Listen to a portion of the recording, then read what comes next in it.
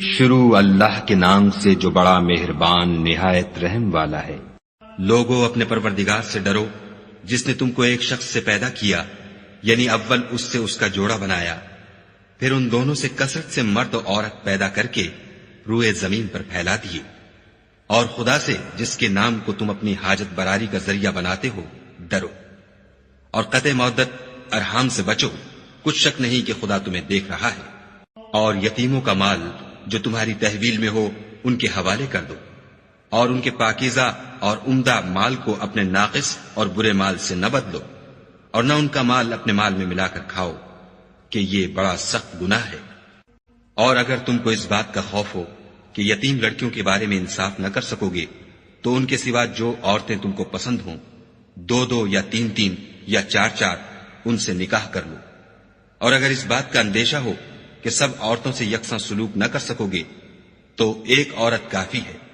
یا لونڈی جس کے تم مالک ہو، اس سے تم بے انصافی سے بچ جاؤ گے۔ اور عورتوں کو ان کے مہر خوشی سے دے دیا کرو، ہاں اگر وہ اپنی خوشی سے اس میں سے کچھ تم کو چھوڑ دیں تو اسے ذوق و شوق سے کھا لو۔ اور بے عقلوں کو ان کا مال جسے خدا نے تم لوگوں کے لیے سبب معیشت بنایا ہے مت دو، ہاں اس میں سے ان کو کھلاتے اور پہناتے رہو، اور ان سے معقول باتیں کہتے رہو۔ اور یتیموں کو بالغ ہونے تک کام کاج میں مصروف رکھو، پھر بالغ ہونے پر اگر ان میں عقل کی پختگی دیکھو تو ان کا مال ان کے حوالے کر دو،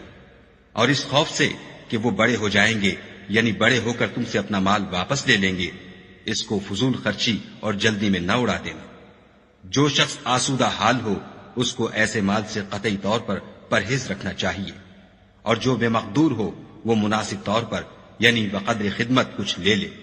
اور جب ان کا مال ان کے حوالے کرنے لگو تو گواہ کر لیا کرو،